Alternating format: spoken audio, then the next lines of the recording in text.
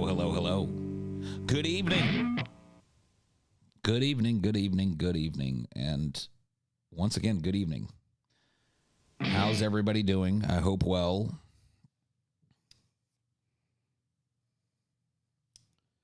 Here we are inside in the old inside studio because it's just it's too cold.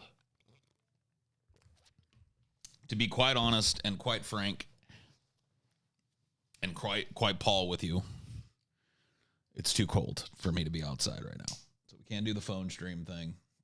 I'm running low on wood, so I can't make a fire. So we're going to burn some incense and do an inside stream for now. Got my little shrine going over there. I'm building up my shrine. Putting all the things that matter to me over here. Making a shrine to them. Yes. Let me tweak these lights a little bit. It's usually daytime when I'm shooting in here, so let me make myself presentable for you. I know it looks okay, but I'm always having to tweak things. Let's turn this down a bit. There we go. That's a little better. Then let's switch over to this one and let's pick a different color over here. It's a little much. And we'll turn it down some too. Okay, this is slightly better. Whatever. It probably looks exactly the same. Who cares? Anyway, have some money. Mo flippin' money. Your saltiness. Well, thank you. I'll put that to good work. You guys want to get high? Let's get high. I think we should. If you're in a legal state and of age. But I think we should get high. I think that should be step number one. I really don't know what we're going to do tonight, but I think step one needs to be we need to get high. I'm pretty fucking sober. And we can't let that happen.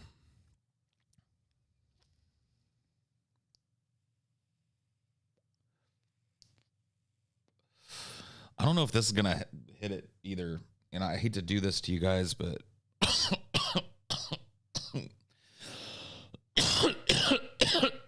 excuse me. Give your boy a second. Let me go get some actual flour. I'm going to have to smoke. I can't do this vaping thing all the time like you kids do. Vape this, vape that. I'm going to have to get some actual weed cuz you know what I mean? Sorry, I'm old school that way. Oh yeah, tell people to refresh in the chat while I'm gone. And tell them that I'm not gone, it's not frozen or whatever when I get back. Because, yeah, it always fucking happens this way.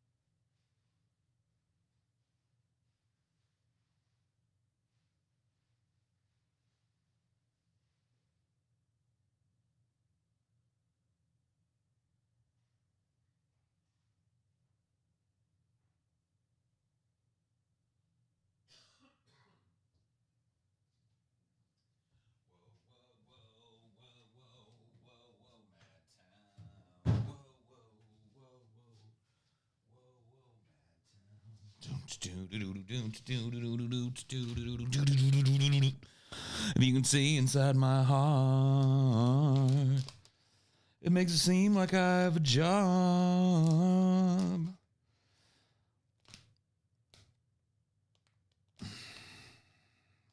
Nice.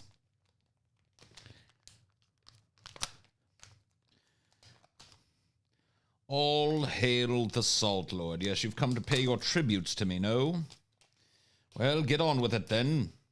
Tributes begin now. Oh, I'm sorry, I'm just going to get my little eighth of weed open here. In legal states, well, at least in the one that I'm in, I have found that the delivery service that I use sells weed only pretty much in eighths. So if you want to get a half O, you got to get like 4/8. Can't really just get like a half O, which kind of sucks. I've seen some of the weed that they sell at the dispensary that I'm using. Some of the weed that they sell comes, it looks like in a half O, but the stuff that I really like doesn't. It all comes in 8ths. The fuck? I'm smoking and this is rare for me. I'm smoking a strain that I don't believe I've ever smoked before tonight as well. So we'll see. We'll see how I like it. It's called Lava Cake. Lava Cake. Yeah, see, I'm not a variety guy. I like to get a half O or an O of one type of weed that I know I like and have that. I don't like to get like the mixed grab bags of different kinds of weed here, different kinds of weed there. No, no, no. Thank you. I'll stick to the way I do things. What's going on? What's going on? Poop is in the house. Pooping up the chat as usual, but he's the only one that's actually allowed to poop up the chat. Poop has a poop pass. If you try and poop up the chat, you know what happens. You know what's coming. And if you don't know what's coming, fuck around and find out. As they say. My setup looks great. Well, thank you. It's probably going to change, honestly. You know, it's hard for me to really show you guys what I'm working with here, but I'm not, you know, this is a little back bedroom in the house that I'm renting.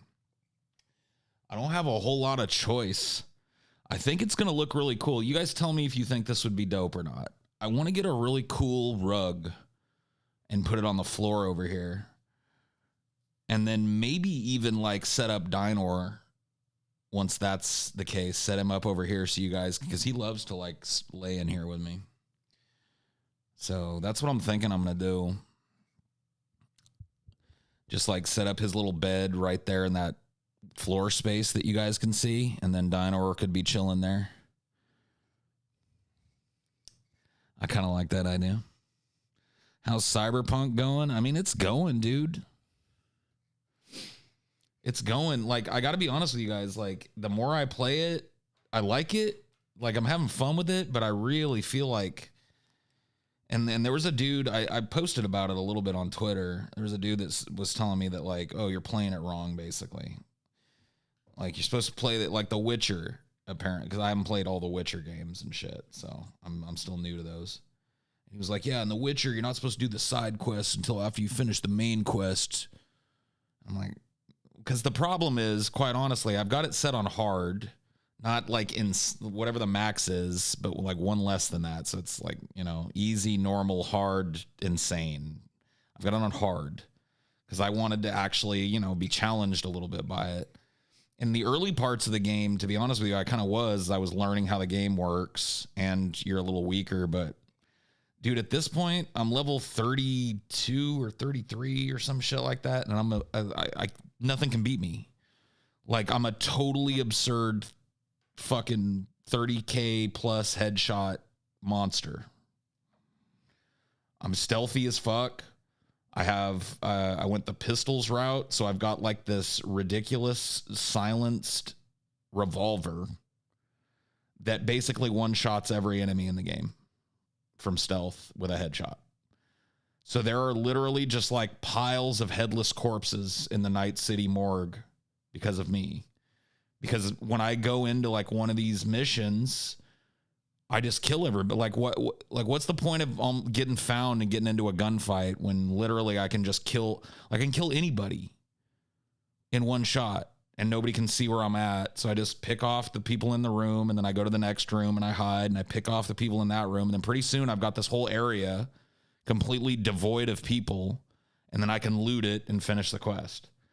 And doing it that way and doing a lot of side quests has all but, like I said, it's trivialized combat, basically.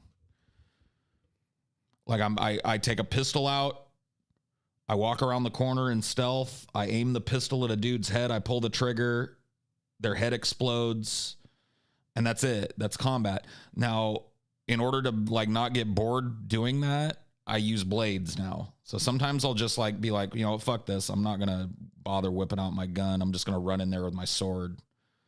And I'd say like, 60, 70% of the time I don't die doing that either.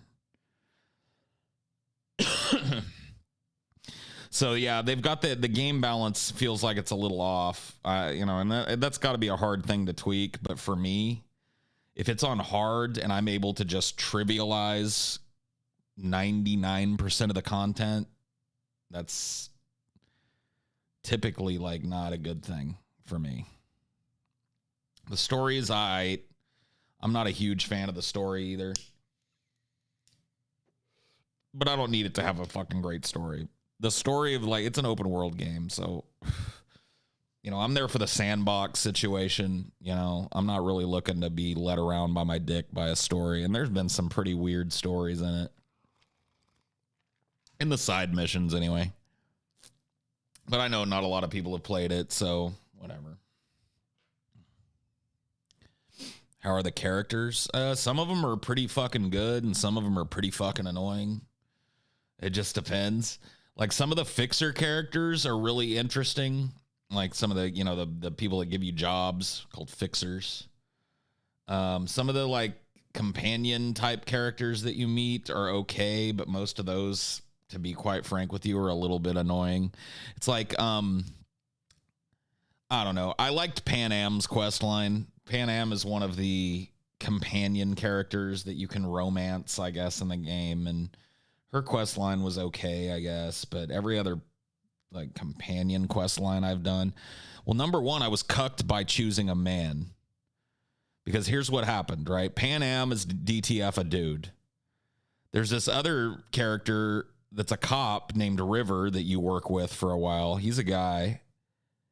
He is not into dudes either. So he'll take you all the way to the edge of the romance quest, and then you'll try and kiss him, and he's like, whoa, it's not like that. And you're like, well, what the fuck am I doing here having a barbecue with your family then? Why did you bring me up to this romantic spot overlooking the city,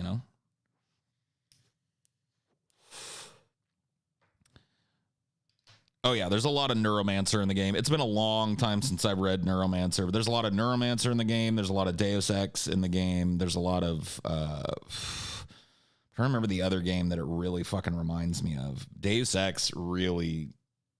Like, I'm basically using the same build that I use in a game of Deus Ex. Like, I just really, like...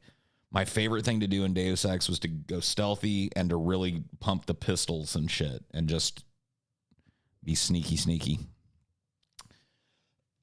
Yeah, I liked Human Revolution and the newer Deus Exes, but I'm talking about the original.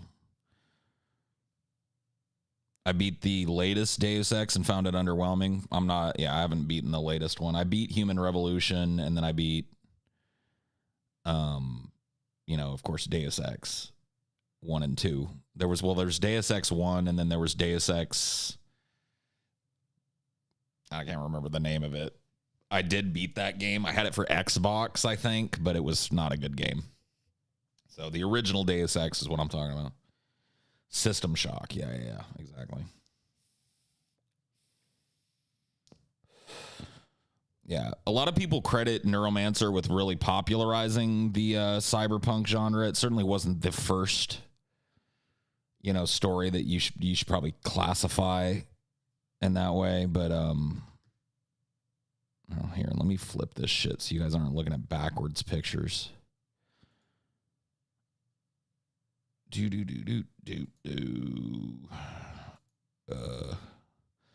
Hello. There we go. That's better. Now it looks like it actually looks in here. That's great. Can we talk about something else? Sure. Want to go ahead, you throw out the topic. Don't be asking, can we talk about something else? You can throw out a fucking topic.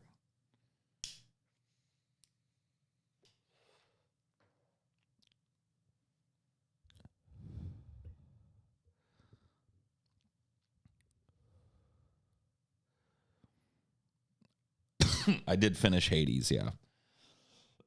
well, finished it in terms of like the story mode or whatever. Let's talk love. I'm in the mood for love simply because you're near me. Did your folks ever have the talk with you? Kinda. My dad had the talk with me, but it wasn't really like a talk about sex. It was a talk about jerking off. I don't know. Maybe some of you dudes out there got that kind of talk from your dad, so I'll share it. Or maybe I'm weird. Maybe my dad was weird and I got a weird kind of talk. But here's what happened. It wasn't like here's the thing. I was lusting after this chick. This was back in the day. I was young. I was like 11, and I was all in love with this 12, almost 13-year-old fifth cousin of mine. I've told you guys this story before. And I think my parents were worried that I was going to get her knocked up or something, because it was well known, amongst my family and shit, that she and I were like sweet on each other or whatever. And so I think my dad was worried that I had all this like pent up sexual energy and didn't know how to jerk off. And so he pulled me aside at one point and basically, like, I can't even remember how he put it, but he basically started to tell me, like, there are ways to take care of that without actually having sex. You can, blah, blah, blah. And I was like, whoa, whoa, whoa, whoa. I stopped him and I was like, I've been doing that for a while. I already know. It's cool. And he was like, oh, okay. So I really think that's what it was. Like, I think that he was like, my parents probably collectively, they were broken up at the time. So it was during my parents' divorce that I got this talk. But that's as close to the talk that I got. I never got this is a man puts his penis in a woman's vagina talk. I never got the birds and bees talk. I didn't need it, quite frankly. Like, I was able to find that shit out on my own. You got the talk when you were 19? Are you fucking kidding me?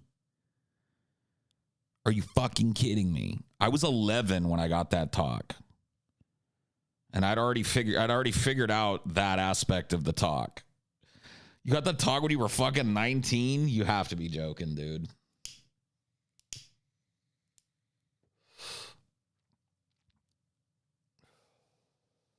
The talk.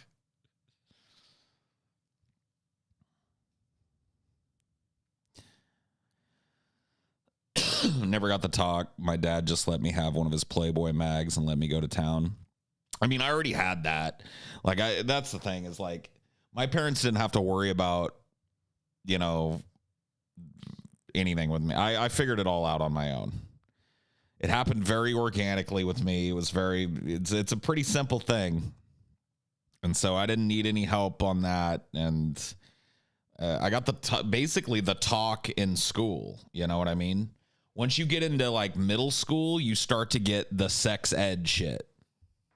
Or at least I did. Which makes sense, because that's, around the age when typically you start having a problem with getting kids pregnant. So the school, and having that happen in school, at least it was a collectively embarrassing experience that we could all roll our eyes at. But it still transmitted the information to some kids that probably didn't know. You know what I mean? But yeah, I didn't start I don't remember getting any kind of sex ed in like grade school. Although, I'm not necessarily against it. I don't think like grade schoolers need a full fucking functional idea of how sex works, but to like demystify it and start talking about the biological process behind it and shit, I don't think that's a problem, and probably be a net positive. One of the reasons why teenage pregnancy or whatever, underage pregnancy is such a big fucking problem in this country is because we mystify sex and make it this big taboo thing. It's like, just teach, kids how to do it safely. Like, teach them a safety thing. Demystify the fucking process behind it. And then once they get of that age, just make sure they all know how to be safe with it. That's the only way to cover it. You know what I mean? abstinence don't work. Well, consent, of course, should be part of that. Yeah. I mean, for sure. We had a consent thing. No means no was an ad program or an ad campaign or whatever you want to call it when I was a kid. And it was called No Means No. And we actually saw things in high school about it.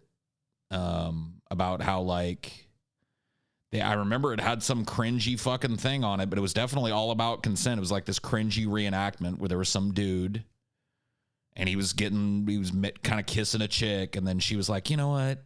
I want to stop. And he was like, oh, come on.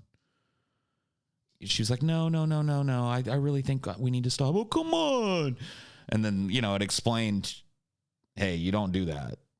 When somebody says, hey, no, I don't want to do it, you don't do it.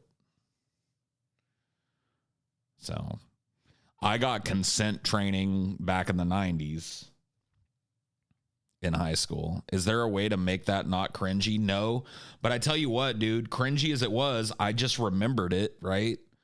It's not like something I forgot. And it's not like something I think a person like me needed to be taught. But I remembered the name of the campaign and I remembered like the setup of it. So cringy as it was, it stuck in my mind. There was another one that was cringy as fuck, but that stuck in my mind that I still do this. So I remember one day I showed up for PE and we all went and dressed out. And then the coach was like, come on in, we're going to watch a video. And we were like, yeah, no PE, fucking cool. And so we all sat around this, TV on a stand with a VCR and he hit play. And it was literally like it was a PSA about testicular cancer and how to check yourself for it. And it started with this kid, and he was in the shower and you couldn't see anything or anything, but you could tell he was like feeling around. And then he was like, uh-oh, and he went and talked to his dad and he was like, Dad, I've got a lump on my nut. I remember him saying that and everybody giggling and Coach Stubbs being like, shut up. But I'm telling you, like, think about it. I remembered it, and it taught you, like, hey, when you're in the shower, you should feel each one. Make sure there's no lumps. And I tell you what, dude, I don't check every time I'm in the shower, but I check my balls still to this day because of that video. Because of that video, because of that cringe or whatever the fuck, like, I fucking, you know what I mean? When I wash myself down there, whatever, in the shower, I make sure that there's no lumps and shit. Or that they don't feel weird. And I wouldn't have been taught that by my parents. My parents would not have taught me to, like, hey, here's how you examine your balls. You know what I mean? So maybe that cringy shit works. It sticks in kids' heads. Maybe it's designed that way.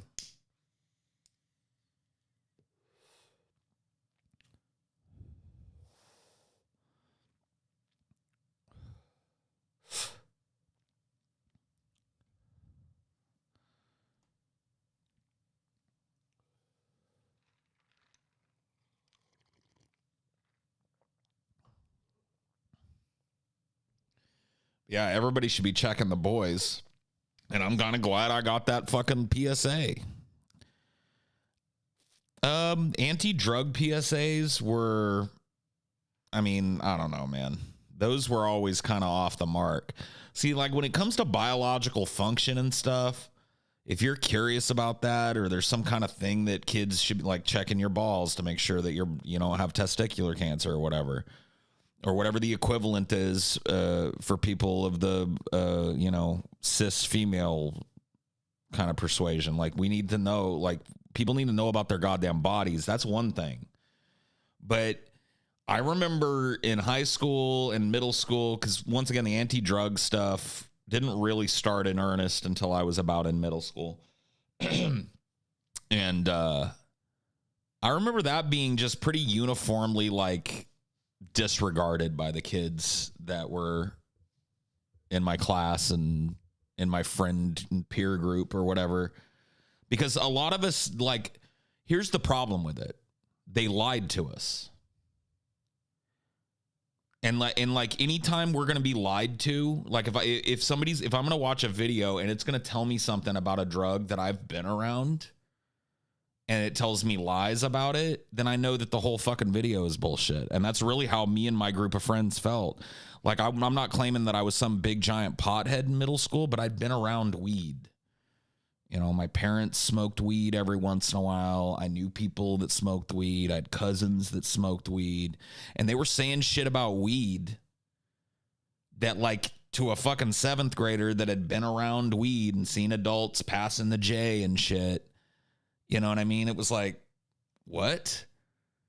Yeah, weed makes you go crazy. There's like a guy like, and there, you know, I remember very vaguely because it didn't cement itself in my mind because I immediately as a kid, it didn't pass the sniff test. Like, they didn't realize that. I was not a big fucking Cheech and Chong pothead extraordinaire in the 7th grade or 6th grade when they started showing us this shit, but I'd been around it. The area that I grew up in, everybody smoked weed. It was California, you know? And it's like, when you've seen your parents or their friends or your cousins passing a joint and just like laughing and having a good time, and then you're being shown a video where a dude freaks out and hurts himself or jumps out a window or goes psychotic because he went on weed. It's like, what?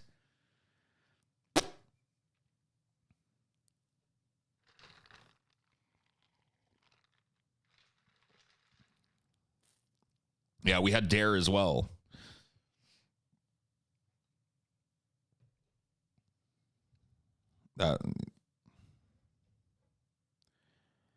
Yeah, I never said weed is for everybody. I never said that. Some people don't react well to it. Some people don't have a good time on it, but nobody's ever fucking gone crazy and jumped out a goddamn window because of weed. Okay?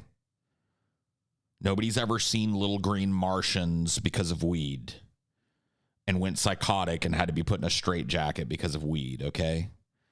People get weed panic attacks, can have bad reactions to weed, and then they don't smoke weed anymore. That's probably what they should have told you. If I was a kid and they were like, here's some stats about marijuana.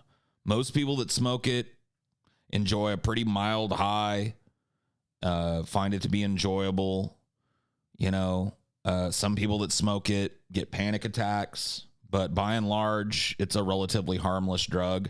There's a good chance I wouldn't have experimented with it as early as I would have, because I would have felt like, okay, well, at least they're being fucking straight up with me about this. But they came to us with that weed and alcohol, you know, shit, which we all grew up around that shit. We all grew up around alcohol and weed. And so it's like, they told us lies about those drugs. So why would we trust anything they said about any of the other drugs?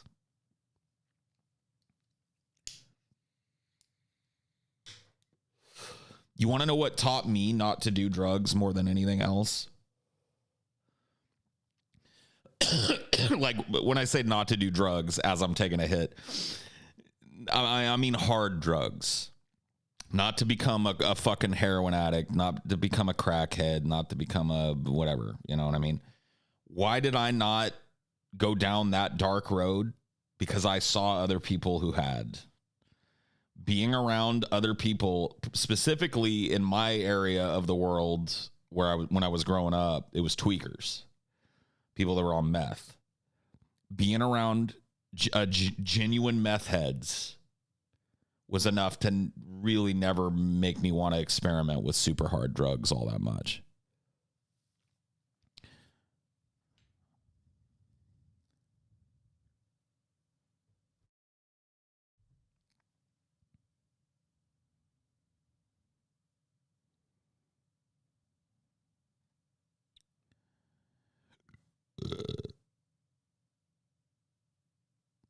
My uncle never did hard drugs because he had a childlike fear of needles. I got none of that, dude. I actually like watching my blood get drawn. I find it to be really interesting, and it doesn't bother me. Like, the process, like, I actually feel better watching it than I would not watching it. So I like I've never had a fear of needles. I've actually always been kind of fascinated by them. Never did an intravenous drug ever one time in my life. Never shot up a fucking thing. Not once. Nor would I. And I think that a lot of that had to do with just seeing people that had opiate addictions and shit.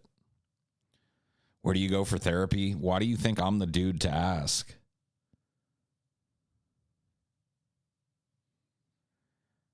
I'm not the dude to ask. I don't know where you are. I don't know what kind of therapy you're talking about. I'm not like a referral service or whatever. That's what you need. You need to like type that into Google and follow. I'm sure you'll find the way. I'm sure Google will show you the way.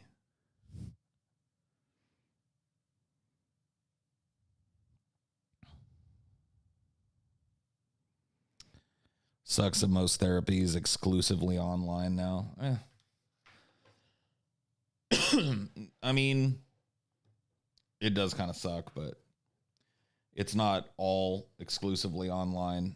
And I don't know. I've never tried the online therapy thing, but I imagine like if you could build a good rapport with the person that you're talking to, it could be just as useful as in-person therapy.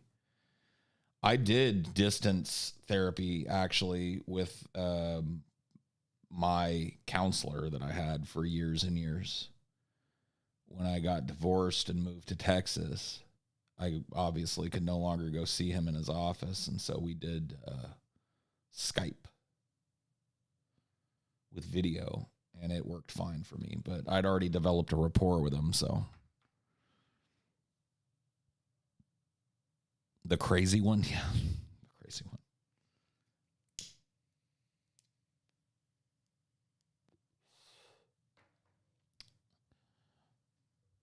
Type to Paul for his infinite psychological wisdom. I'm sure that will help. Oh, yeah. I'm definitely the guy you want taking you by the hand and leading you on your journey to psychological well-being. You can tell by looking at me and listening to me that I have all of that handled really well. Really well taken care of in that department. Fuck yeah, it's Paul. Fuck yeah, it's Night Pool. Fuck yeah. It's that guy.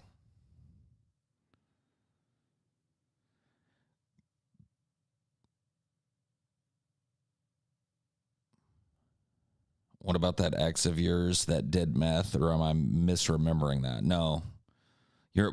I don't know that she was doing straight out meth when she was with me, but she might have been. I know that after we broke up, she became kind of a meth person for a while. And last I heard, she's doing okay. So I think she's cleaned up or whatever. See, like, that's the thing, dude. I don't hope anything negative for anybody ever. It breaks my heart to hear people aren't doing well. You mean I look like John X? You gotta be kidding me. Nobody knows what John X even looks like. You dummy.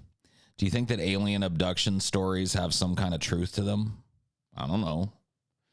I mean, who am I to say that nobody's ever actually had that experience? Everybody that's ever had a fucking abduction experience is just experiencing some kind of mass hypnosis or mass delusion. Some of them may think they had it, but they didn't. I mean, come on. Who's to say, man? No, aliens are not real. Okay, well, thank you. Hey, could you use that fucking machine that you've got there, Zakimov Hindberg, to see every fucking part of reality at once, and maybe use it to like expand our knowledge in some way? Because clearly you have one if you're going to make a statement like aliens are not real.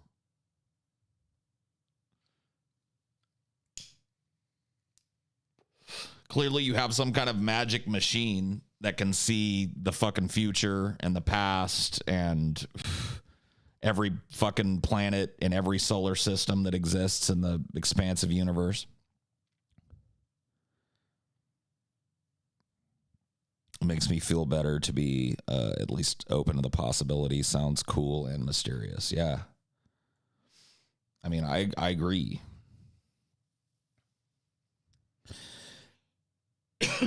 Aliens are real. I can smell them in the psychosphere.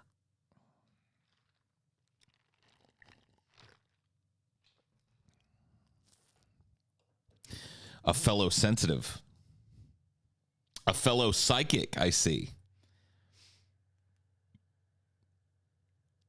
So, my mom believes in psychic powers to a limited extent, or at least used to. She doesn't really call them psychic powers, but premonitions, those sorts of things. My mom claims that people in our family, particularly the girls in our family, have kind of like this witchy kind of thing.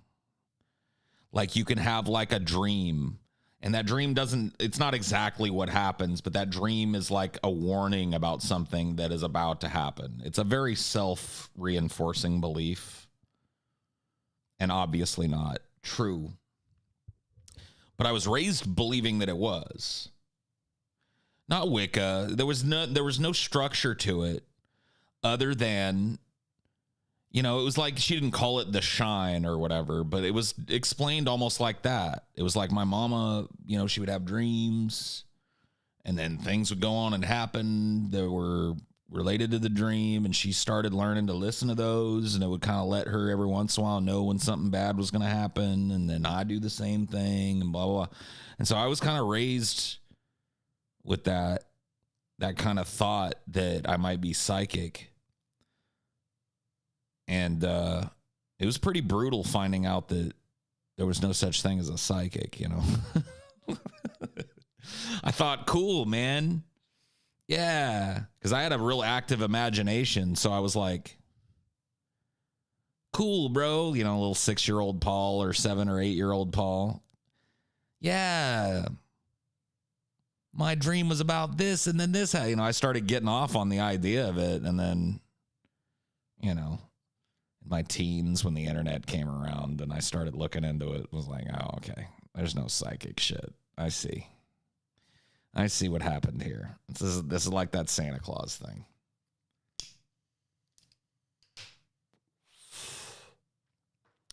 This is like that Santa Claus thing. I see what they did here. But what lingered in me was an interest in the game, the kind of con game of psychics. And that's what led me to learn to read tarot. So I learned to read tarot very cynically because I wanted to use it as a party trick. Because when I found out it was bullshit and anybody could do it, you know what I mean? It was just like, oh shit, I got to figure this out. At what age did you stop believing in God, and what was the catalyst? Everyone's got a story or reason. Mine is really mundane, bro. So when did I stop believing in God? That's a hard one to answer because it wasn't like one day, like it wasn't some shattering moment in my life.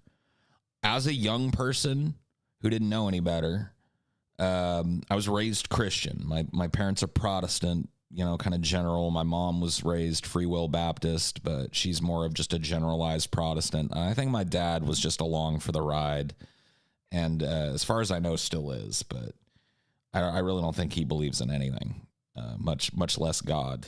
But that's another story. But, we were raised Christian, but it was never forced on us. It was never like we were not like people that went to church every week. We would go to church a couple times a year, for the big kind of church festivals or whatever. And every once in a while we'd go to church. I remember I attended Sunday school for a while when I was a kid. I think this was more of just something that was a convenience for my parents because they worked shift work, and Sunday school was a place that they could send us in the summer. I don't remember hating it. I don't remember it being fucking great either. Like I have some creepy memories from it. Like they had a weird chart about how like sin was like bugs crawling around on your mind. And the more sins that you have appear, the more like bugs and evil, creepy things. And so there was like this picture of it was like a drawn picture, but like really close to life. It was like a poster that was on the wall in the Sunday school. And one of them, it was a woman, and she looked normal, like a normal with the long hair and everything. And she just was very looking straightforward. And then the next picture over, her head was shaved, or like her hair was removed in the picture. And her scalp was covered in all these like millipedes and spiders and cockroaches and shit. And it was talking about like I remember that, like that was burned into my mind. But belief in God was a very general like concept to me, and I'm not going to tell you like I was like 8 years old or something when I knew it was bullshit. Like I thought that that's the way it was, because that's all my parents, I didn't have any atheists around me. And so it's just like, oh, okay, and that persisted probably up until I would say like middle school or high school. But there was not some big fucking event or anything that happened that like pushed me over the edge or something. There was just a story. And it's probably one of the more well-known Christian stories, which makes it not that interesting, I guess, of a story to tell you. It's Noah's Ark. I started to learn in middle school about the diversity of biology, really learn about it. How many different species of animal that there were, and how many different subspecies of animal that there were, and how many different interrelated species of animal that there were, and how many different this, that, or the other thing of, and I started to broaden my mind in that respect for how many animals there were on the earth. Started to learn a little bit about evolution, because they started giving it to me in drips and drabs in school as I got older and got higher up. And the story of Noah's Ark started playing in my fucking head. And I remember just thinking about it as a kid at about that age, like whatever, the end of 6th grade, beginning of 7th grade, probably, going like, there's no way they built a fucking wooden boat big enough to have all those animals, 2 of them, 2 of every mosquito type. Because I remember I learned one day that there were like, I can't remember how many there were, but I remember I learned there were like 70 different types of mosquitoes or whatever the fuck. We were reading it in a book, and I was like, as soon as that was read in the passage or something, I remember thinking like, so Noah went around and found like a male and a female of every one of those 70 different fucking types of mosquitoes. Like, this is ridiculous. You know what I mean? Like, this makes no fucking sense. And then I thought about fish. Like, I remember we were learning about fish and how certain fish can't survive in salt water for very long, and certain saltwater fish can't survive in fresh water, and the reasons for that and the differences between the fish and blah, blah, blah. And I was like, wait a minute. The whole fucking earth flooded, so the whole earth became salt water. So what did Noah have? Like a fucking... What did he have? Like a giant aquarium on the boat too, where he had all the freshwater fish in it, with enough fresh water to last forever for all of them to live. Like, it just it all fell apart in my head because of that. And because for me, all it took was something in the Bible to be completely an utter fucking lie, and the rest of it was a lie. It's the same thing we were just talking about with the drugs, dude. That same time in my life, I was approached with all of this, like, weed makes people go crazy. And I was like, no, it doesn't. So everything else you've said to me in this fucking presentation is bullshit. Fuck you. You're lying to me. And that same shit started to happen with the Bible. It was like, wait a minute. It was like, wait a minute. Something no make sense here. And it really wasn't evolution. It was just the massive density of life on this planet and the diversity of it. And the thought that like there were 2 of each one of those on this boat.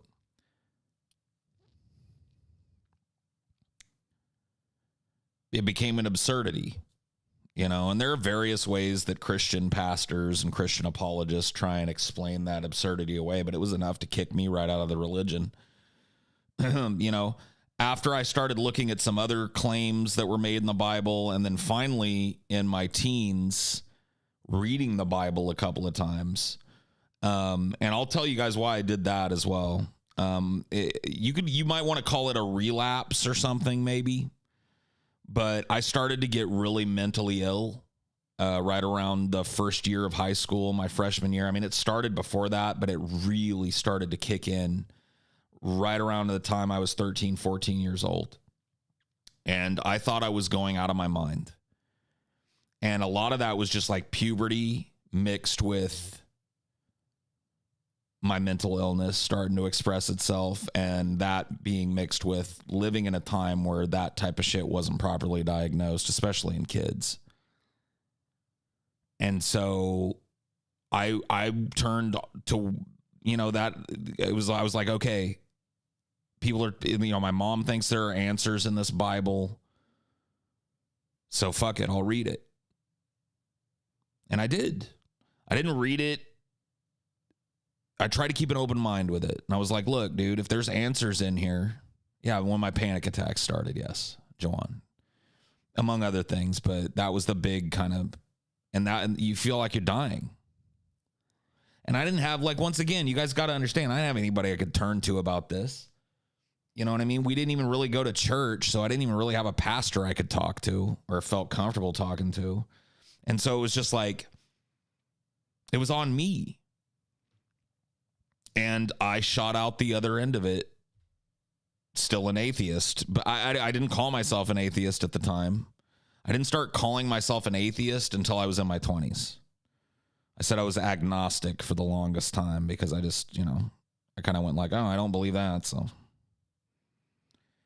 But I didn't want to seem hostile about it. Like back when I started calling myself an atheist, calling yourself an atheist in public was something that might draw a gasp if you're in the wrong crowd. I mean, I guess it still will. But it's way more accepted now than it was when I was in my 20s, for example, which is when I started, my early 20s, 20, 21 is when I started telling people like, I'm an atheist.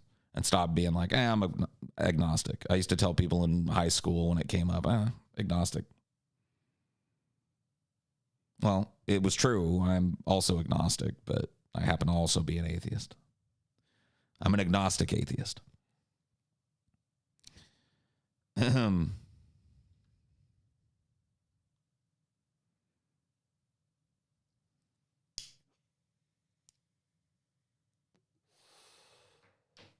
So, Paul, even when you were a young middle schooler, were you able to call out fiction? I mean, look, dude, it wasn't a big change for me. You got to understand,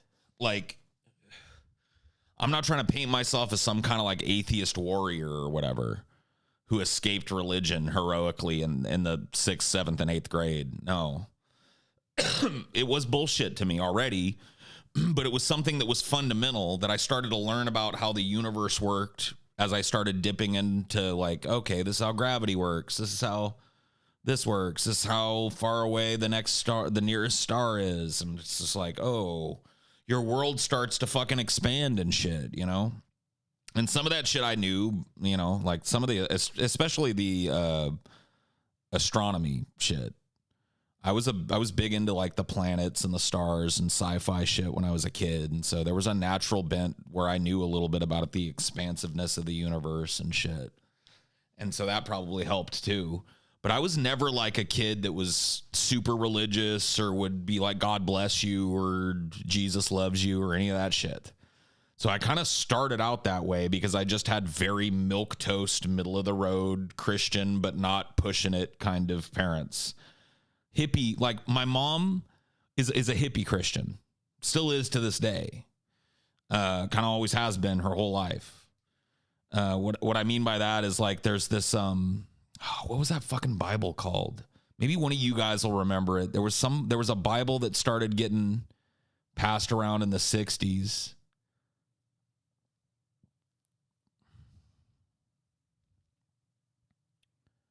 I can't remember.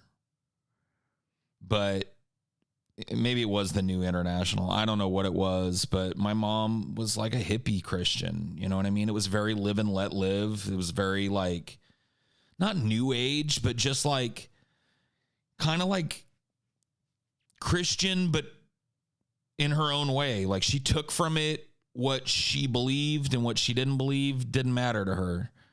And she was not about pushing it on her children, you know, like, well, I guess some people would argue with that. She sent me to fucking Sunday school, and there's a recording of me at 11 months old singing Jesus Loves Me, This I Know, for the Bible Tells Me So. So the first song she ever taught me was that little ones to him belong. They are weak, but he is strong.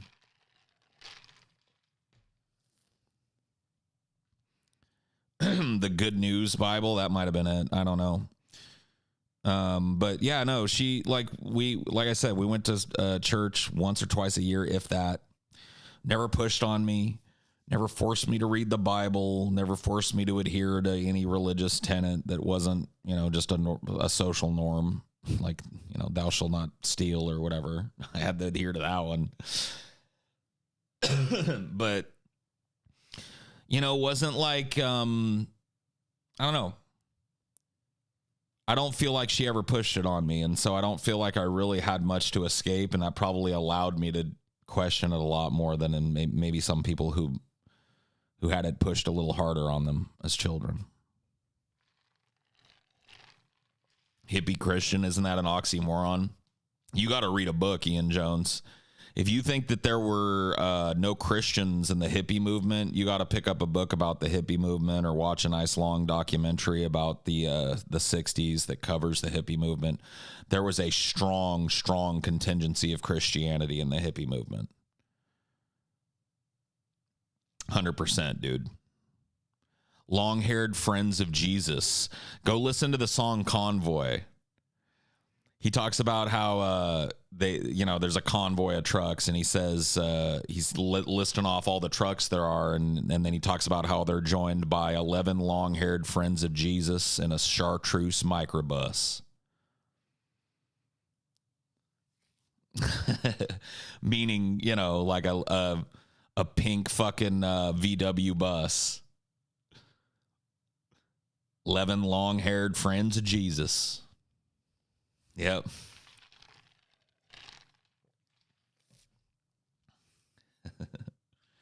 So yeah, you know, you need to learn a little bit about the hippie movement if you think that like hippies were all atheists or some shit. You got another thing coming. You got another thing coming. Dun, dun, dun. I mean, that was kind of the point, Punish Scout. Jesus himself was an icon to the hippie movement. A lot of hippies, even ones that wouldn't call themselves like Bible-believing Christians, looked at Jesus as an example. He was about peace and love, and loving the people that mocked him, and turning the other cheek, and meeting violence with nonviolence and compliance, and standing up vocally when he thought he was right, but accepting the consequences. That was a big strain in the hippie movement, and the nonviolence of the hippie movement overall. Now, there were some elements of the hippie movement, as there always are in any movement, that were radical. The Weather Underground being one of them. This pretty fascinating topic. Paul, longtime fan, just lost a close friend. Any grieving advice? I really can't help you, man. I don't mean to be mean about it. Thank you for the $5, and I'm really sorry to hear about your friend. If there was something I could tell you that I thought would make you feel better about it, I would. I will let you know that grief is something that is different for every fucking person, and it's something that you got to allow yourself to go through.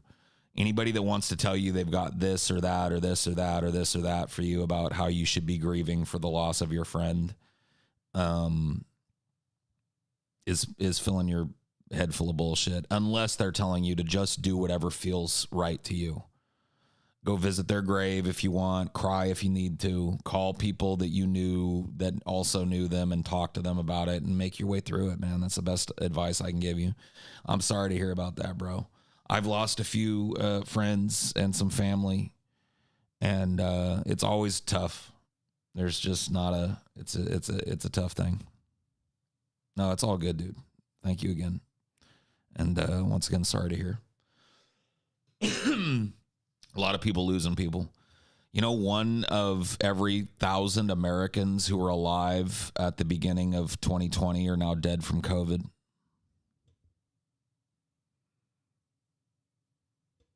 Let that sink in.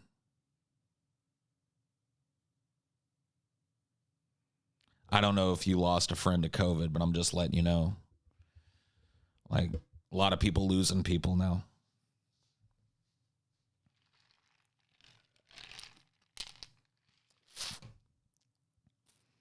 Well, I never thought hippies were atheists. I just assumed that subculture was closer to Aleister Crowley than Christianity. Well, it embraced a little bit of both, my friend. The hippie movement is fascinating. You should look into it. But to deny the role of Christianity in it is ridiculous. They were very closely tied to Martin Luther King, who was a,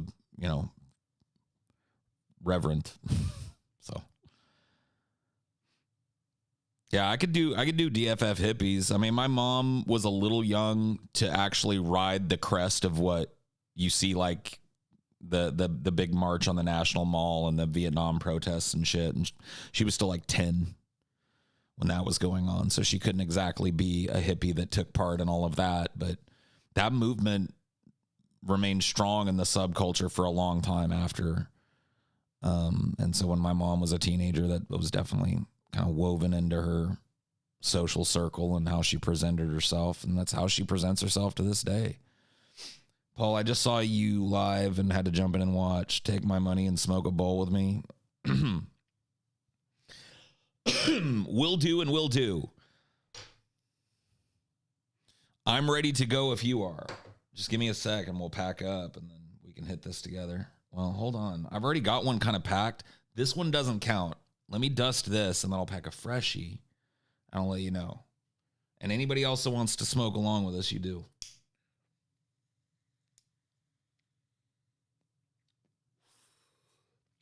This one had one hit left in it, and I didn't want to waste it, but I didn't want to... Okay, give me a sec.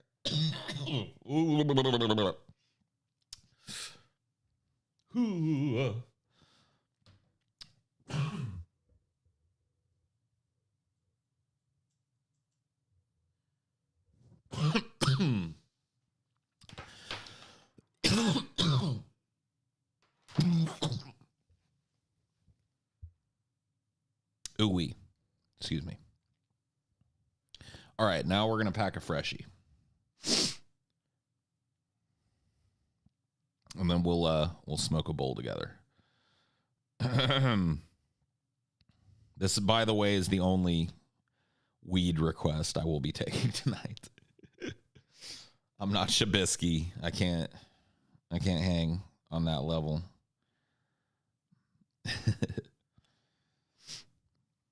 All right. Yeah, buddy. So Garrett, cheers. And anybody else who's been waiting, cheers, cheers, cheers. Here we go.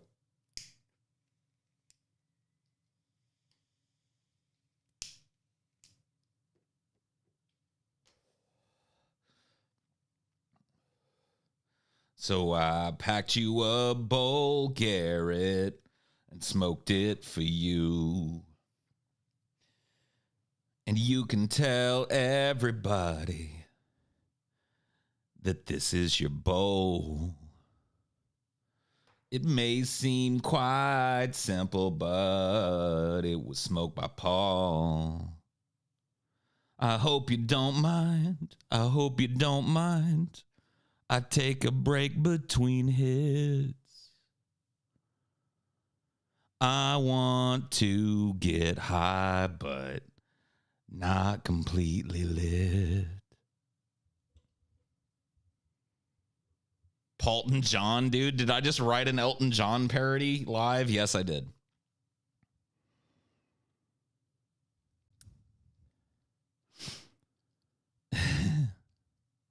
Weed makes it harder to accept the truth. I think weed makes it easier to accept the truth. There's my counter argument.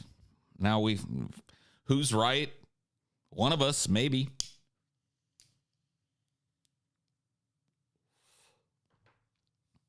That made my night. Here's some more money. Well, thank you, dude. You don't have to give no more money.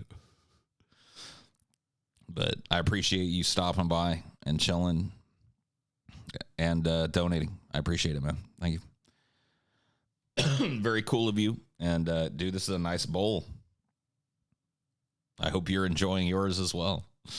The vibe is good tonight. I like that. I like that, Holmes. I like that.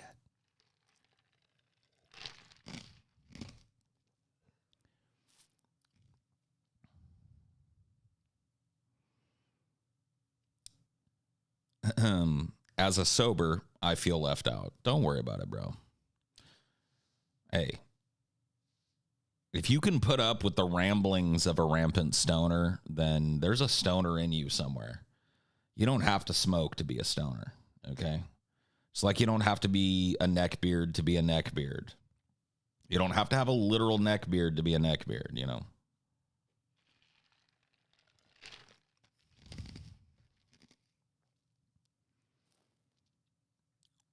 Bong's mitzvah. Yeah. Yeah, see, you got some sober bros in the chat. You don't have to drive a taxi to be a taxi driver. That's true. Wait.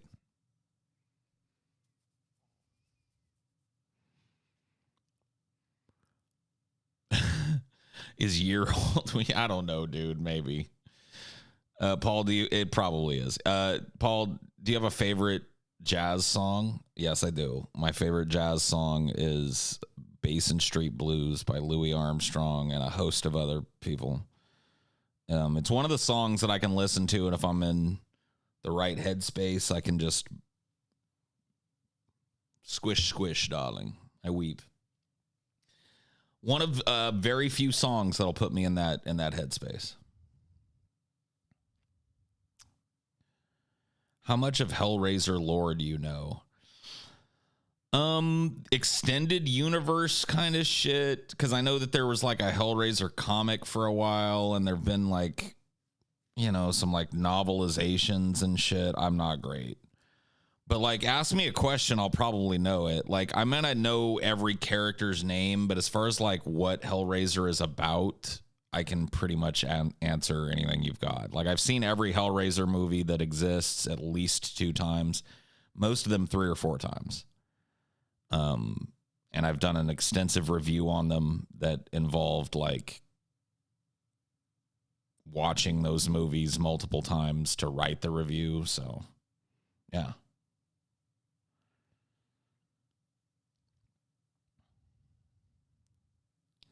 Highdeology is more like a community now. Cheers for the good it brings me, you, and all the rest. Hug someone you love for me, you guys. Oh, shit. It's a love train. Look at everybody's feeling the love. I thought I was the salty one. I thought I was the prickly one that everybody, you know, that was mean to everybody. But look at tonight. We're all in here just having a big old fucking circle jerk.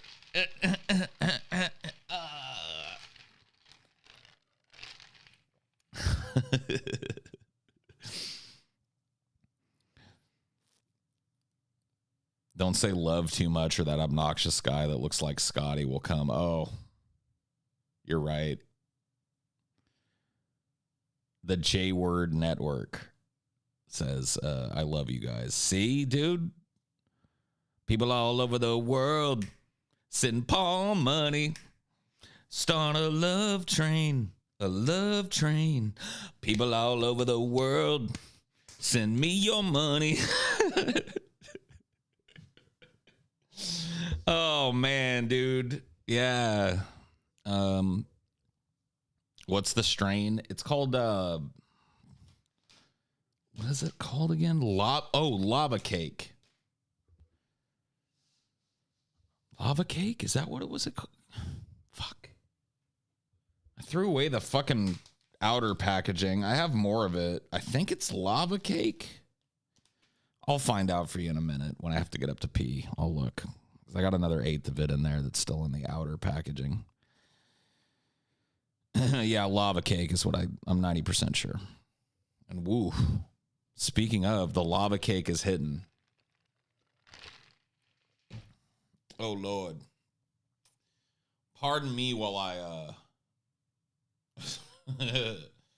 wee. Dude.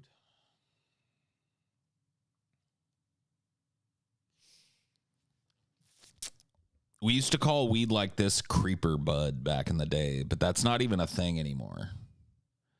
But the reason creeper was called creeper bud is because like you smoke it and you get a little bit high, but then like a minute or 2 or 3 after you smoke it, it's like.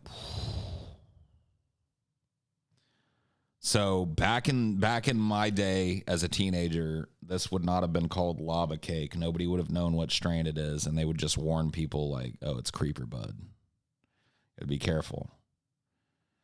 Because that was always like a polite thing to do with stoners back in the as a stoner back in the day. Like if you like basically can I go on a rant real quick because I'm high and I just thought of a connection to like something like a connection to a political thought. Listen, being a stoner back in the day, and I don't know how it is now, but it seems to be the same because amongst my friends who smoke, it's always been this way and it still is this way. There's a sense of community about it, but not necessarily like everybody's weed is everybody's weed, but it's just like, hey, don't be a moocher, right? If you're going to show up to the party and somebody brought a bag of weed and rolled a joint and you're going to hit that joint, eventually you need to bring the weed to the party.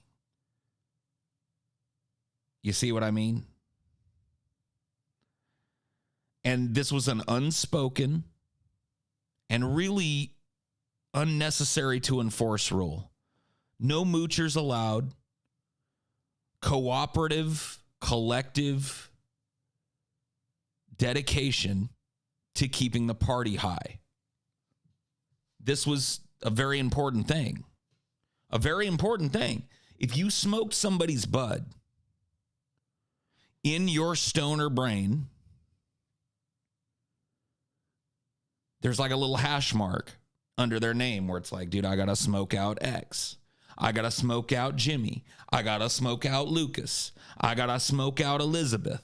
I got to smoke out her. I got to smoke out him. You know what I mean? And every stoner, that's part of being a fucking good stoner.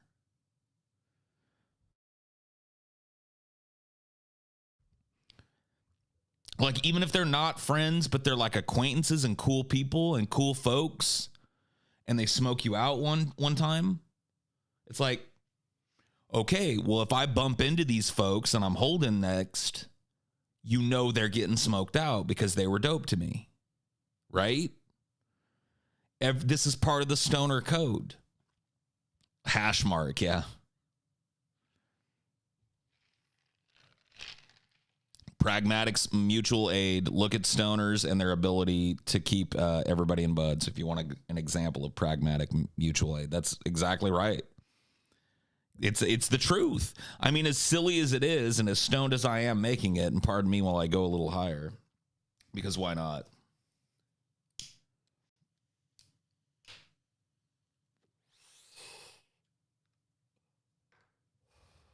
Okay.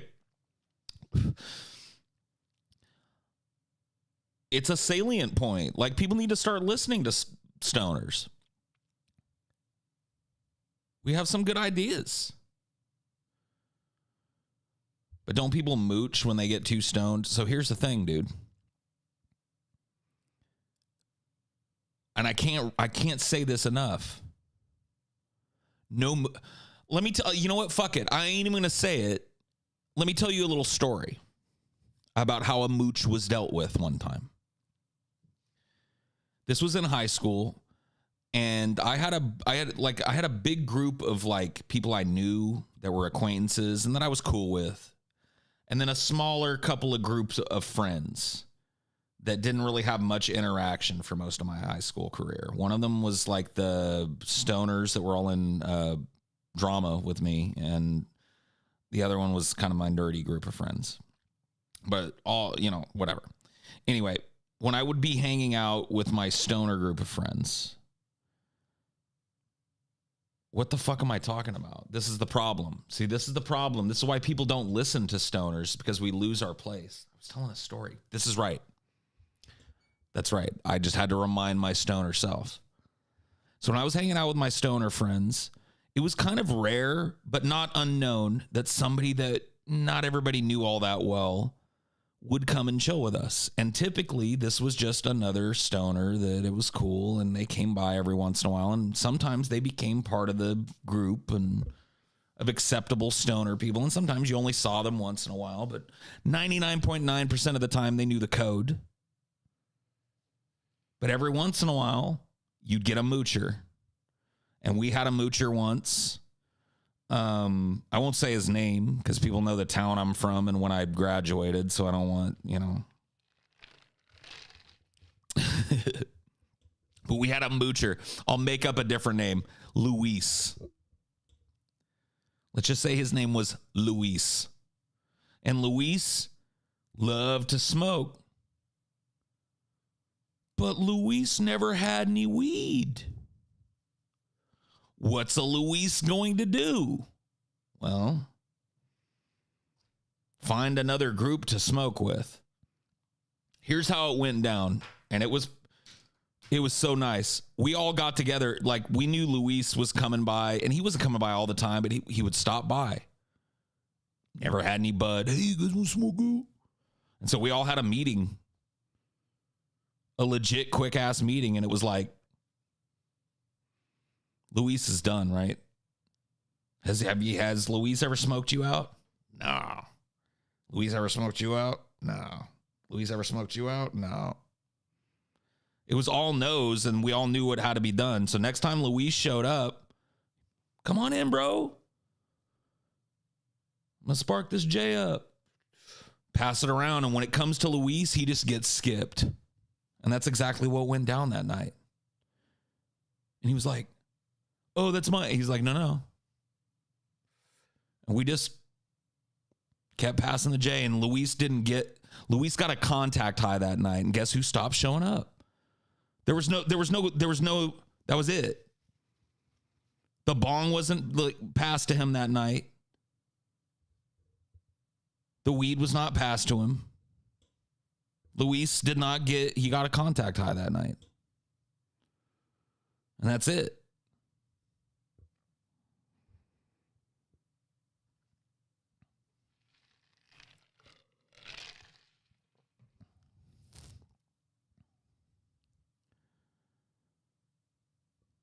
Firm but fair. It's the same thing with any kind of party. There's always a dude that wants to show up and get drunk but never brings beer. You got to deal with him the same way. He shows up to a party. Where's the ice chest? I don't know. Where is your ice chest? No, seriously, dude. Why don't you, before you get drunk, get back in your car and go to the liquor store and bring some beer? Because you ain't never brought a beer. Or else just have a nice sober night. Most of the time, like a genuine mooch never comes to a party again. And Luis, genuine mooch, just gets taken out of the rotation. Never put down any money on the bag. Never brought a bag of your own.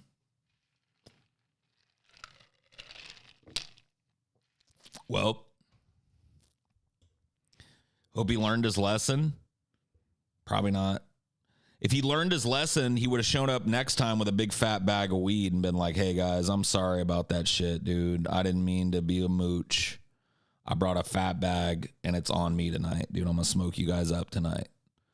If he would have done that, Luis would have been right back in the road. So Luis did not learn his lesson because Luis never showed up to the party ever again. Maybe he was really poor. None of us were rich, bro. None of us were rich. Like, we were all scraping together 5s and 10s that we did, doing odd jobs and shit around the neighborhood. Like, I'm talking about 13, 14-year-olds and shit here. You know what I mean?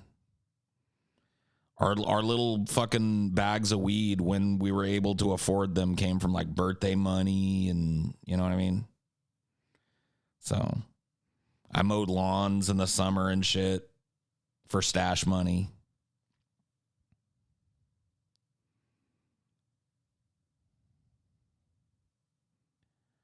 Was it easy to get weed in Madera? It's easy to get weed anywhere, bro.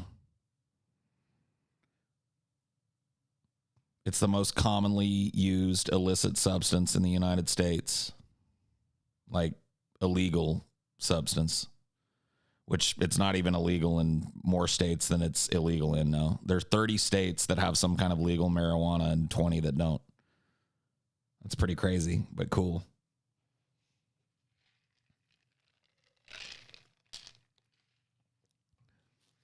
Yeah, the 90s. Yeah.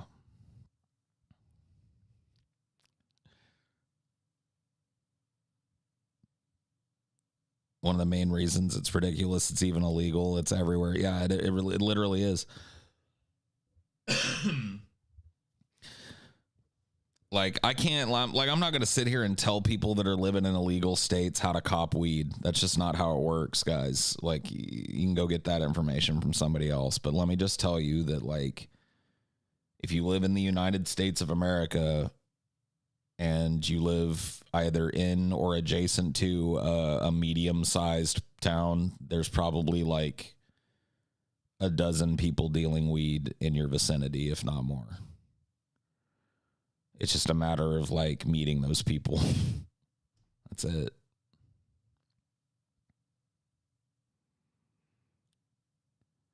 So, is what it is. Like, speaking for the past, when I was a teenager in California, it was super, super duper duper easy for me to get weed because I was friends with a dude that was a dealer. So, like, he wasn't a constant presence in the friend group, but we all knew this guy from school. We were all cool with him. He would come by. We'd buy from him. He'd smoke us out. We'd smoke him out. Sometimes he would chill with us for the night, sometimes not. But that's my main connect, was a dude that I just knew from high school. And who his connect was, I didn't know. I didn't give a fuck. He was discreet and cool about it. Hey, daddy, I love you. Well, I'm not your daddy, but I'll take your money. Thank you. We need ice cream trucks, but oh, dude, don't even get me started, man. Well, that's basically how it is where I'm at. Like, you know what I mean? That's basically how it works. It's basically the fucking way it is. It's like Uber Eats, but for weed. I make an order and then a dude shows up with my delivery.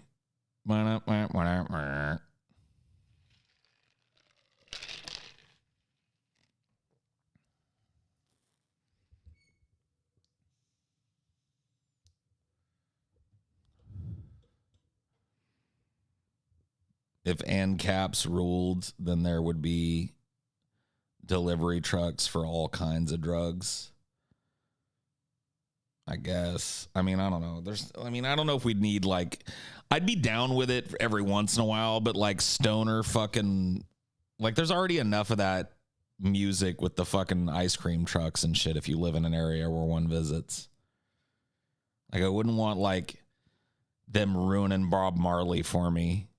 Because it would be cool, like, the first 25 times you heard, like, no woman, no cry. And you're like, oh, that's the weed truck. But then, like, you just, like, it would start ruining fucking stoner music for you. You know it would.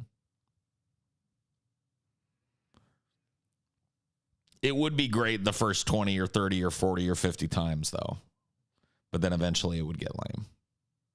Eventually, you just start calling a dude to bring it to you. Stop waiting for the weed truck.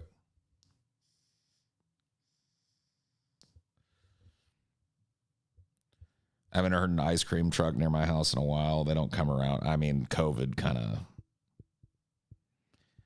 I don't know, dude. Dude, all during the pandemic, there was still an ice cream truck coming through my little apartment complex and shit.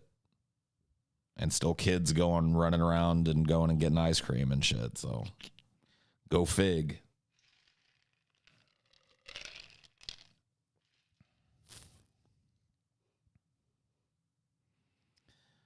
Yeah, dude, a food truck that also sells weed would be dope. Right. And it could be split into two halves, with little signs over each half. Like one could be like get blunted, get full. So you could get in the get blunted line and order whatever kind of like pre-roll or whatever you want to order, something easy. It's mostly probably pre-rolls and shit like that. Spark that up and get in line on the food side and then order whatever you want. Yeah. I like it. It's a good idea.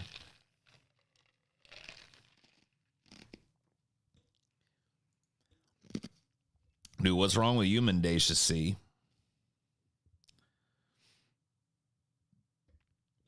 What's wrong with you? You always do your thing. You've been doing your thing for years. What do you mean not today?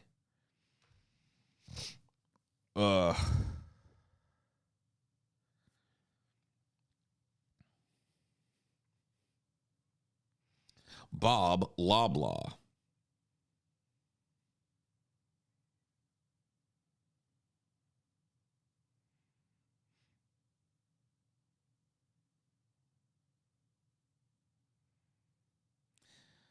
Well, I have to take a leak.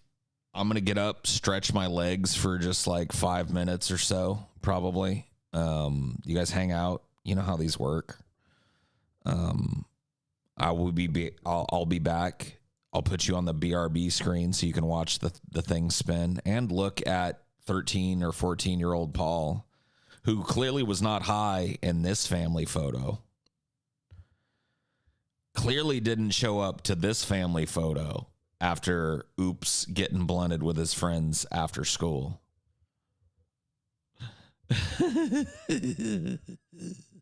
Little stoned Paul, not high at all. I'll be back in a minute, guys.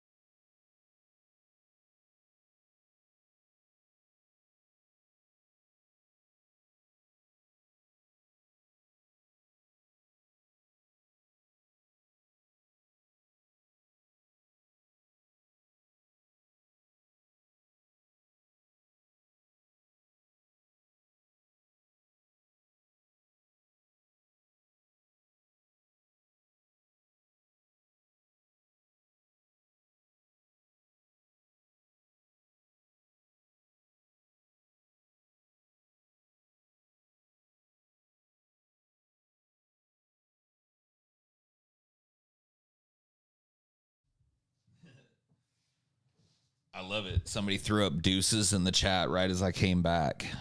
Bad timing. Bad timing. Bad timing on your part. Good timing on mine, though.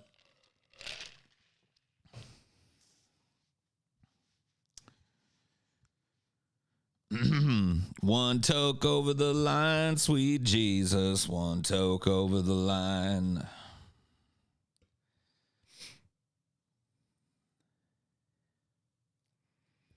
Can I channel the spirit of L. Ron Hubbard? Yes. Hold on.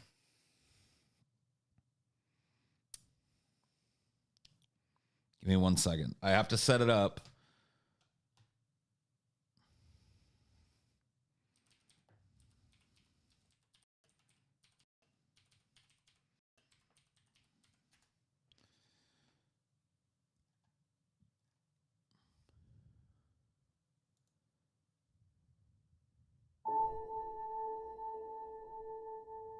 Okay. Hold on.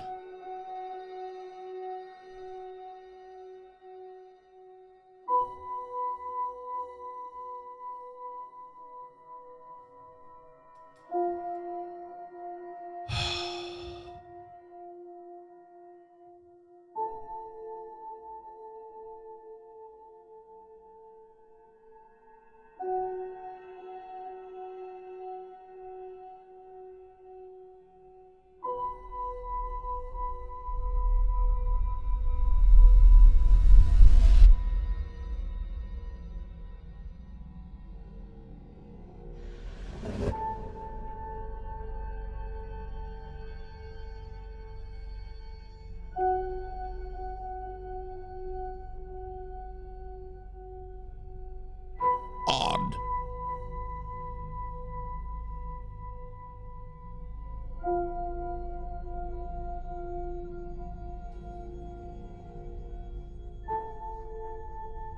Strange.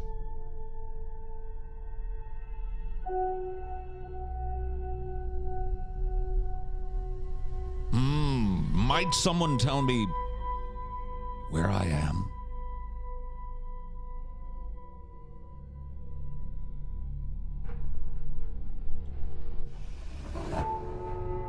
Okay, I'm killing this in its grave, dude. I can't channel the spirit of Elrond. I tried my best, but dude, this one was dead before it started. It was over before it started. No, I cannot channel L. Ron Hubbard. I can't do it. I really tried, man. I really tried to suck it up, and I gave it the college try.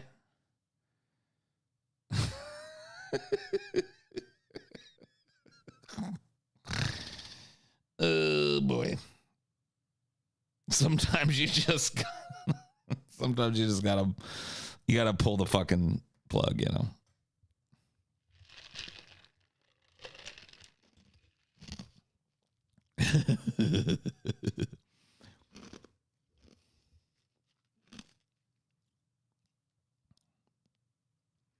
Best Elrond impression ever, dude.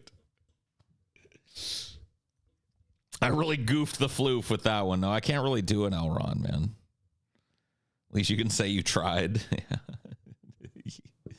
No, I can say you tired. That's true. I am that as well. I feel like you use Scientology tactics, whether you know it or not, on DFF. Dude, keep my fucking dude. Listen. I don't want the veil pulled back on any of the cycle. Like, if you're smart enough to know some of the psychological tactics that I use and employ in certain DFF episodes to get my way, and you take those from me, I'm gonna be very, very angry with you. Don't do it. Don't fucking goof the floof for me. Okay?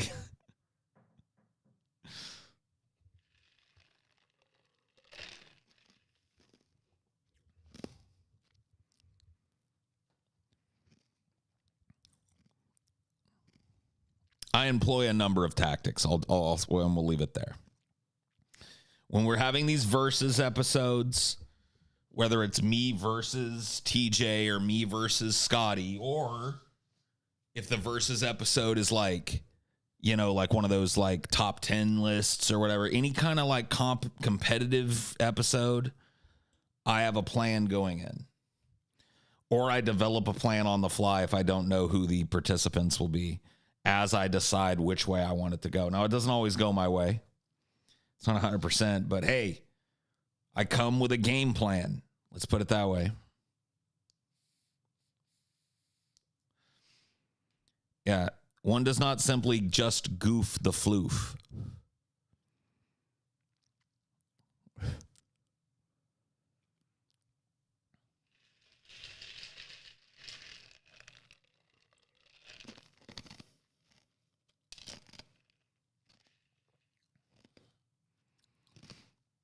Scotty knows his geography, I guess, yeah. I'm bad at the states. I'm bad at geography in general.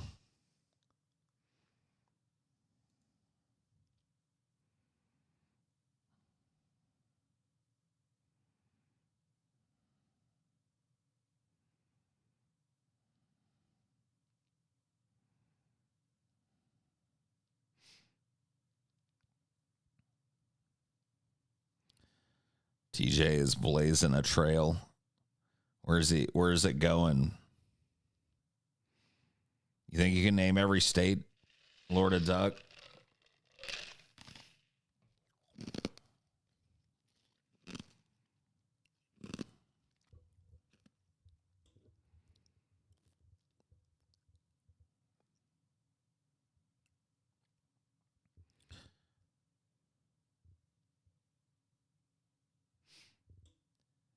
You can name every state if you had a blank map. I don't think so. I don't think well, maybe I could. Maybe if I had a blank map, I could eventually get it, but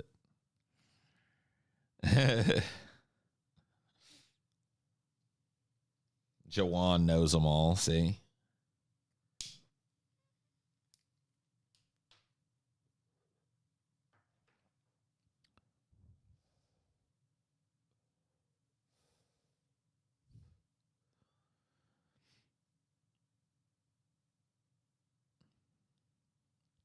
Some chick back in high school asked me if Mexico was a state.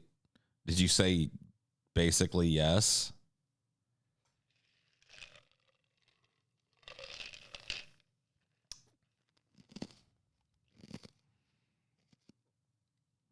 She might have been onto something there. I had nothing asked for a band like a name like, hey, Paul, I'm back. Yeah, no shit. No, you're not. That's so sad.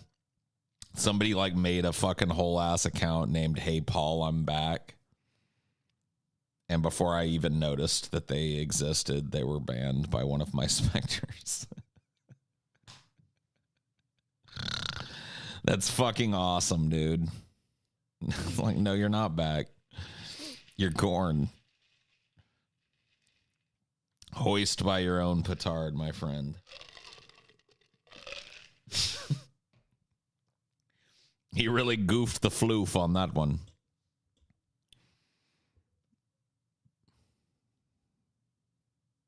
The cold hand from the shadows, dude, yeah.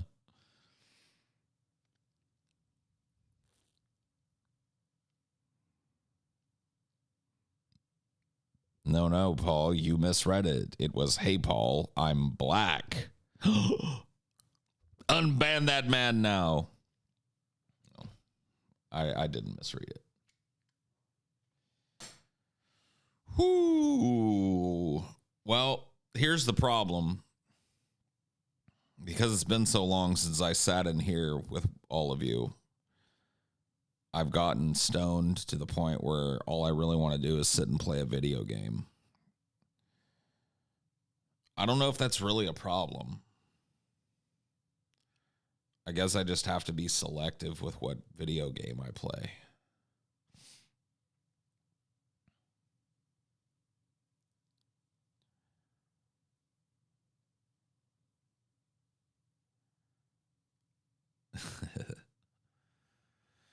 Bring back the old Paul game streams. Oh, man, yeah.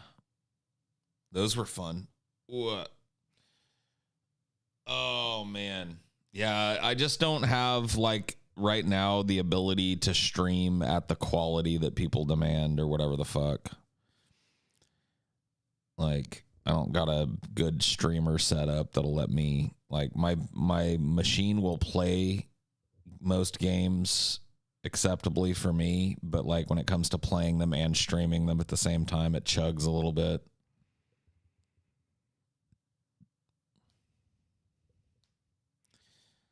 What game am I feeling? I mean, I don't know. I'm kind of feeling like a game that I don't have to pay a whole lot of fucking attention to, if that makes sense. And I really don't have one of those now. So maybe I just won't. I don't feel like playing a game that's like all I'm going to be doing on the stream is talking about the game. I want to play a game that I can just like kind of talk about other things and play.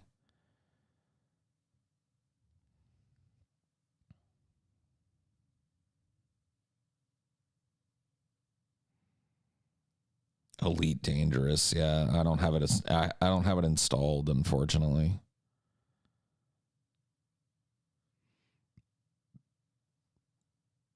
Team Fortress 2. Yeah, that's true, and it's quick to install and free. So I could just like play Team Fortress 2. Just run around killing gangs in Cyberpunk. Yeah, I could do that. I just don't know if I could stream Cyberpunk. Like, I'm pretty sure it would be pretty choppy and shitty. That's the problem, you know.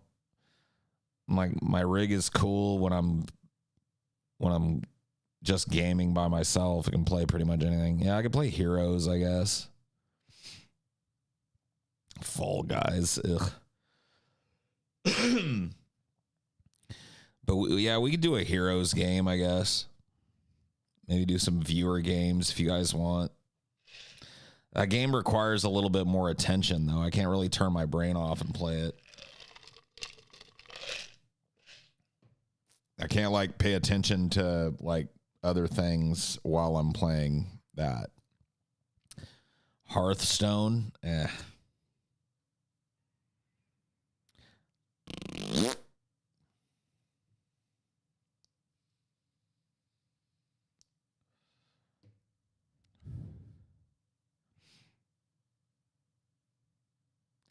So I was thinking Hades. Yeah, I do have Hades installed too.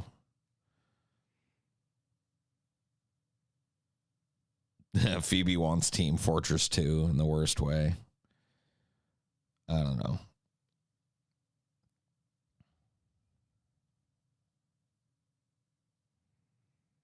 Play something that's fun without needing full attention.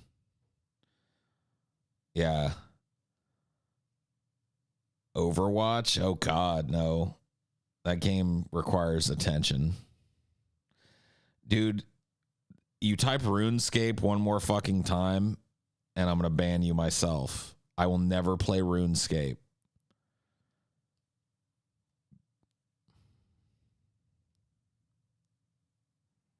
Get pissed off playing Tetris, yeah. Is Fall Guys just not fun? I've never played it, so I don't know. I don't own it. I'm not going to go buy it. A game of chess online against my fans. Dun dun dun dun.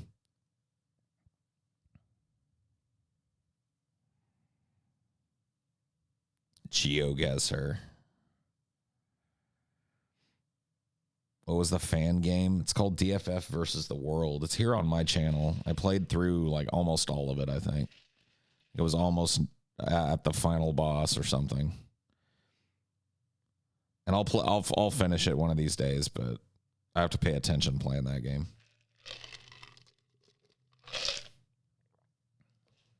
Yeah, it is linked in the description. That's true.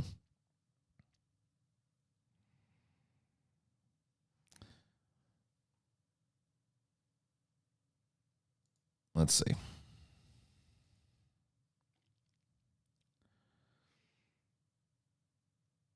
Kenshi, I don't have Kenshi installed, but I'm not buying a game. I'm just looking at my options, seeing if anything fits the bill.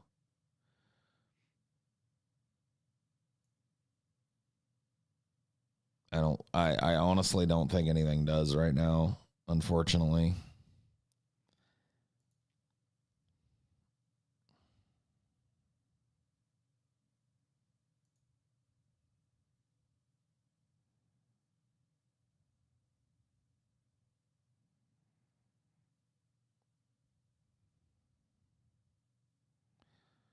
I own Warcraft 3. I forgot I bought this so I could play it with Shabisky. That's kind of cool. Warcraft, dude.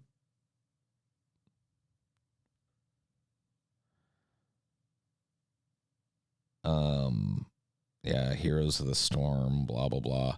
All of these games need updates, unfortunately.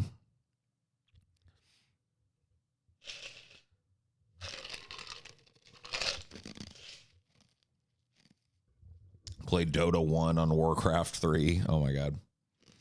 My favorite game is Shower with Dad. Gross, dude. Get out of here. Boo. Boo. If Paul doesn't like a game where you pee on people and make cops eat piss-soaked donuts, then I don't know what game Paul would like. That's true. I would like that game.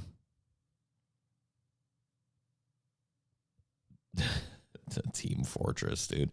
Dude, I suck so bad at fucking Team Fortress. All right, let me see how long it'll take me to install TF2. I'll have to like turn the sound off or whatever. Ugh. And I'll have to play it on a fucking all right, I'll have to set everything up. Let's see. Team. Where's it at? Don't.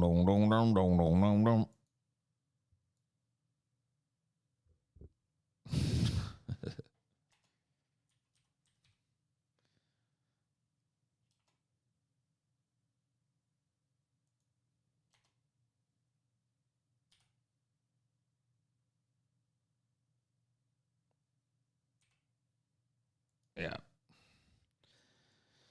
TF2. Play now.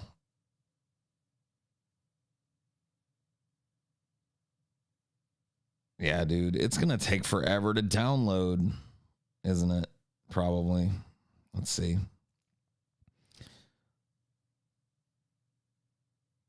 Fucking Team Fortress, dude. Maybe it won't. It looks like it's going to go pretty quick.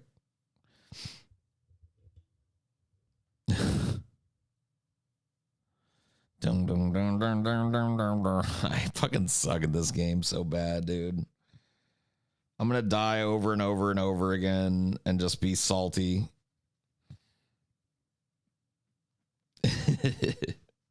Whatever. It's installing at any rate. I don't know that I'll play it, but it's coming. It's trying to install.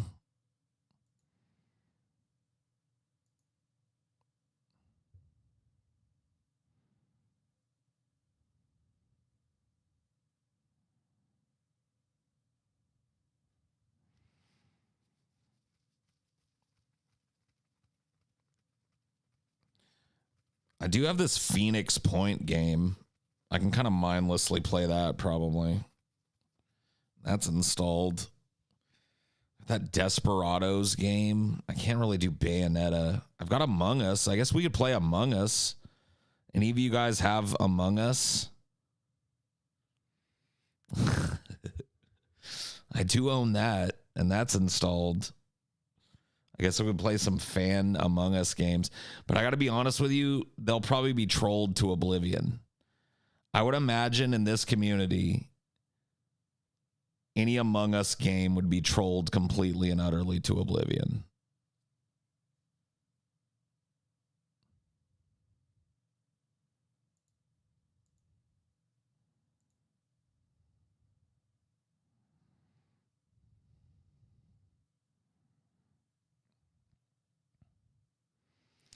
People suck. I know. It was a good idea, but I just don't think it's the one. You know what I mean?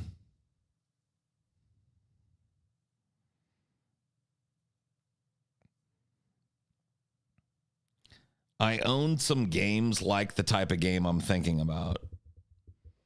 Like, for example, a good one, if I still had it installed, would be like X4, that space game, because I had it set up pretty much automated, like trading empire stuff, and I could just travel around and set up more shit. But I don't have that installed anymore. I had to make room for other shit. A lot of the shit I have now is shit that would require me to pay too much fucking attention to. Mario Kart. Yeah, I don't have a fucking... I don't have a Nintendo.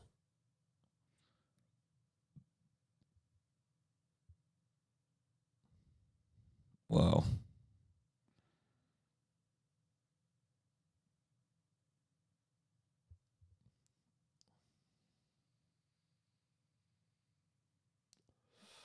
Yeah, YouTube's been fucky lately. My bit rate is like fluctuating. It's pretty crazy. It just goes to show you that, like, now let me add a stream to that. Play the quiet game. Okay, let's do that.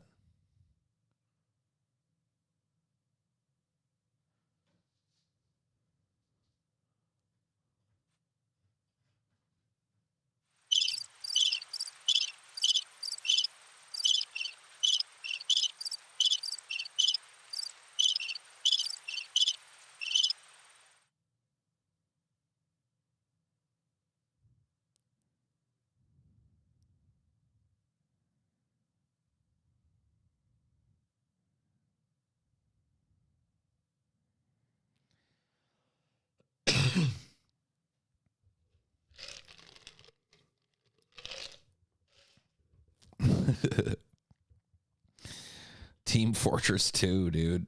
I'm worthless. I'm not good in any role. I'm terrible at the game. Look, Team Fortress 2. It makes me want to cry just thinking about playing it.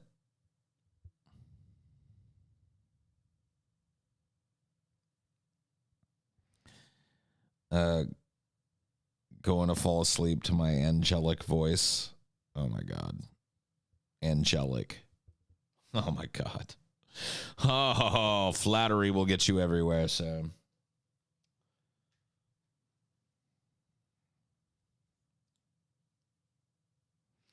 Dude, you're so right, babe.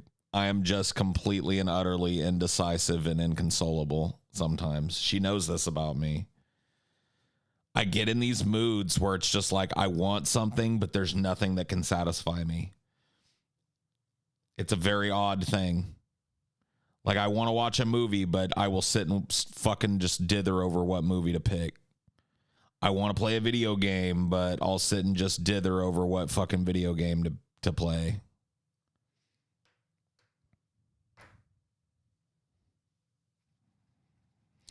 Is there a tic-tac-toe online game?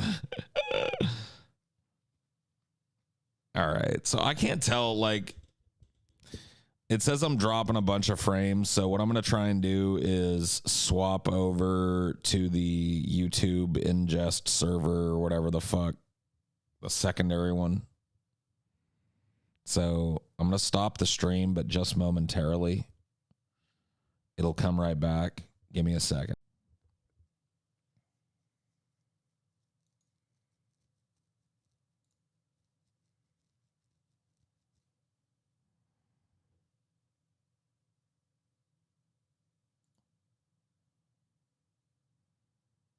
Okay. I think we're gold. I think. Maybe. Possibly. No. Still. Dude, YouTube has been fucking shit lately. I'll tell you that much. Like, YouTube's, like, ingest server or whatever the fuck has been shit.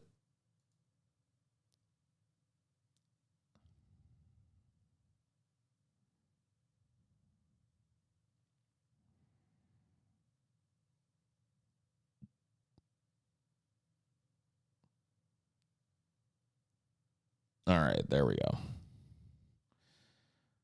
Just double checking everything. I think everything's fine. I can't really tell though. No, there it goes again. See, YouTube is just being a piece of shit right now.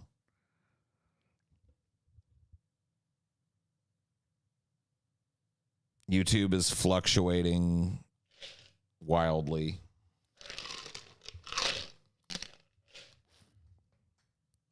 Guess that's just the way it's going to be.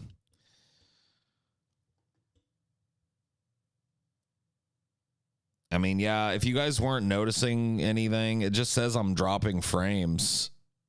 Like right now, I'm dropping frames.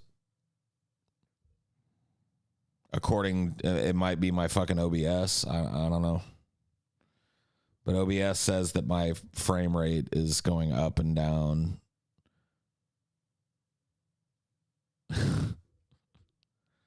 Seems fine. All right. Well, what the fuck ever then. Maybe I should stop paying attention to that.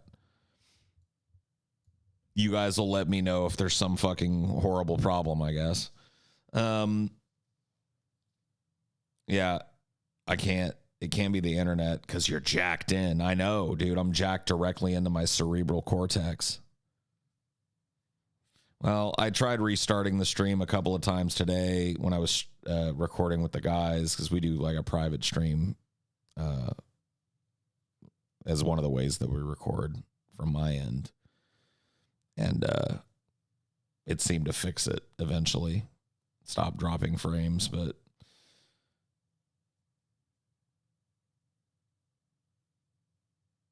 I'm pretty fed up with this app. I'm deleting it once your guys' website is up. Okay, we'll do that. You do that, buddy. I'm not noticing anything yet.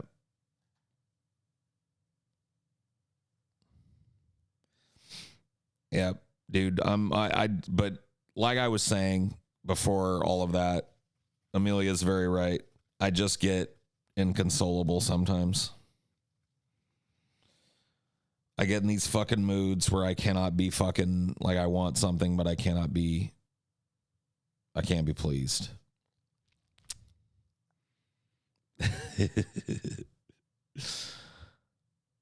Anna Music? No, I have not heard of Anna Music.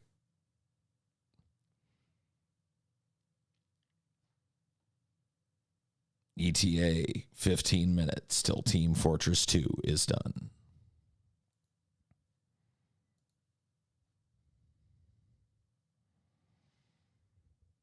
Dun dun dun dun dun dun dun dun dun dun dun.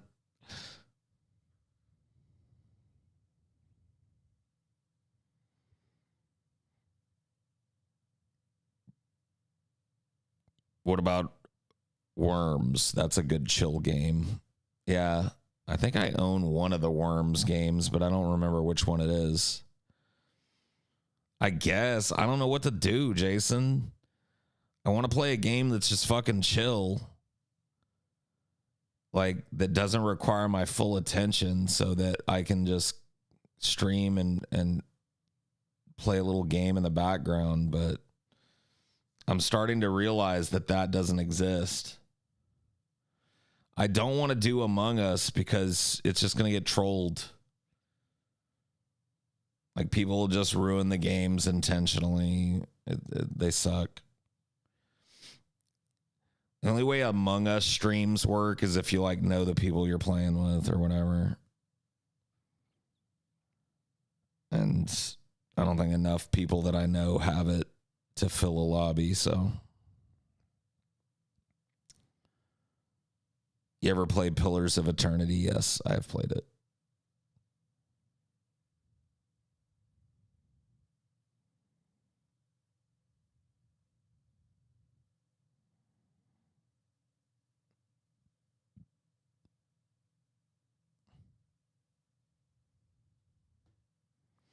Dude, I haven't played Team Fortress in so fucking long.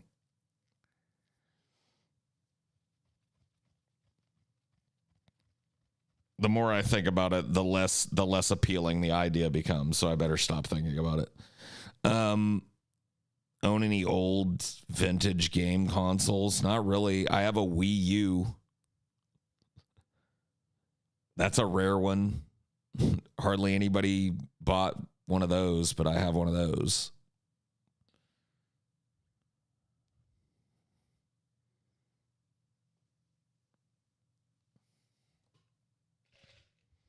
But that's it. Well,